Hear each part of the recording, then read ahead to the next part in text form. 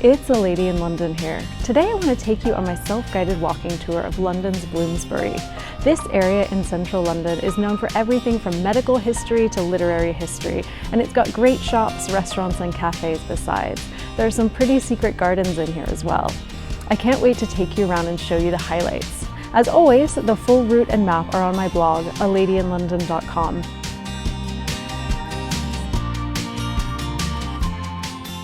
This walk starts at Russell Square Station. It's on the Piccadilly line of the London Underground. Buses also stop here, and it's easy to get here on foot from other parts of the city.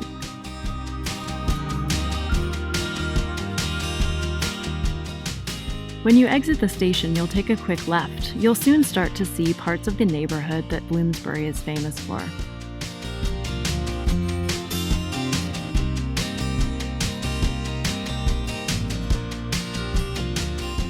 Rounding a couple corners, you'll see stunning historic architecture as you make your way to Russell Square.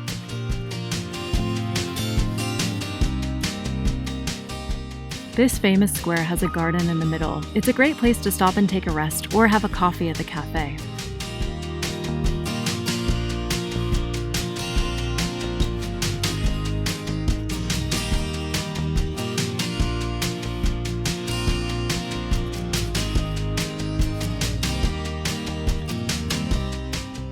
Leaving Russell Square, you'll walk past the British Museum as you make your way to Bedford Square. Bedford Square has some of the most beautiful architecture in the neighborhood. It's a great one to walk around and take in your surroundings.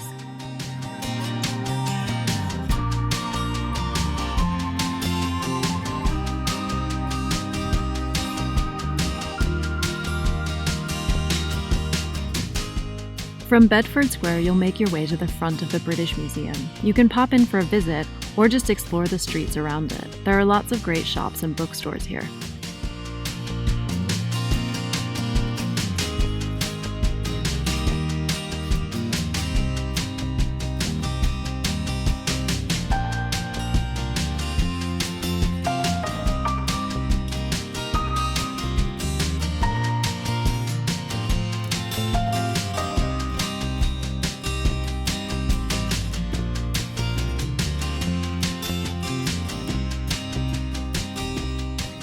After visiting the museum and wandering the neighborhood, you can make your way to Bloomsbury Square.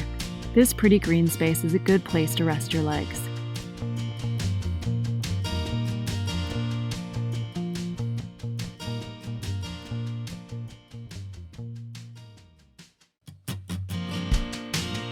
Leaving Bloomsbury Square, you'll head over to Queen Square. This place is full of little statues and sculptures, including one of a cat. There's also a pub on one corner called the Queen's Larder. It has historic connections to King George III and his wife, Queen Charlotte.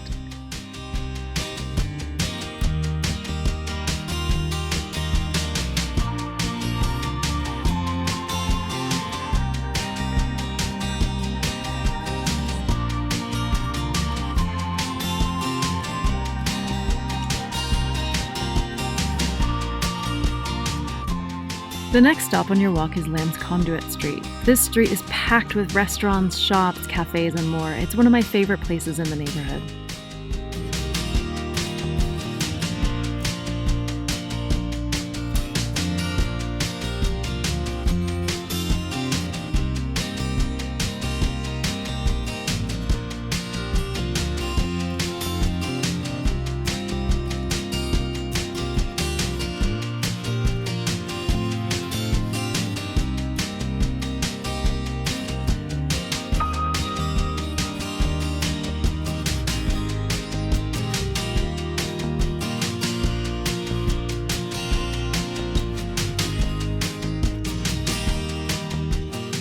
After Lamb's Conduit Street, you'll make your way to John Street.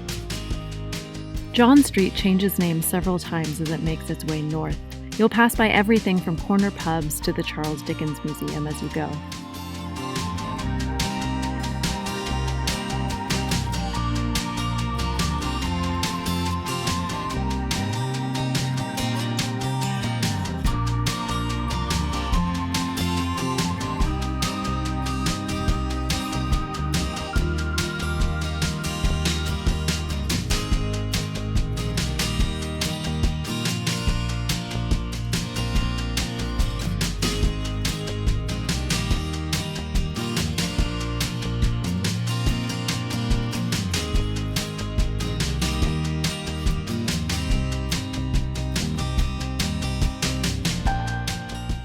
Your next stop is St. George's Gardens. This secret garden is set in a former 18th century graveyard. It's a great place to rest your legs in peaceful surroundings.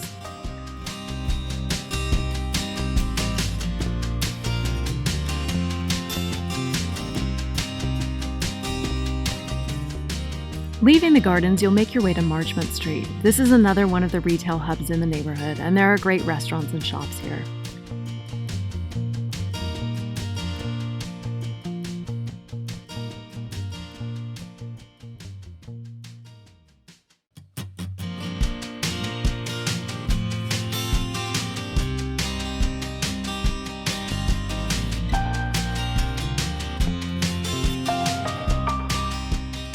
From Marchmont Street, you'll walk to Tavistock Square. The garden in the middle has statues of everyone from Virginia Woolf to Gandhi.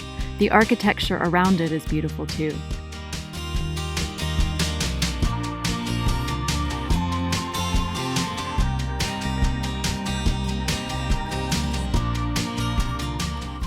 Soon you'll pass more garden squares as you make your way to Euston Church. The church itself is beautiful to see, and there are usually market stalls outside. You also can find iconic red phone boxes there.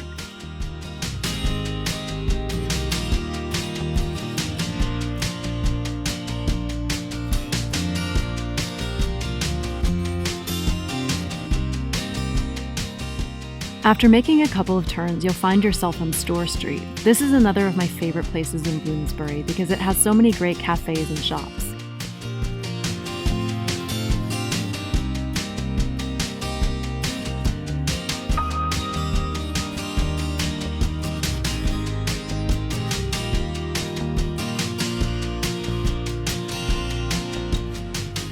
Leaving Store Street, you'll end up on Tottenham Court Road. This busy road marks the boundary between Bloomsbury and neighbouring Fitzrovia.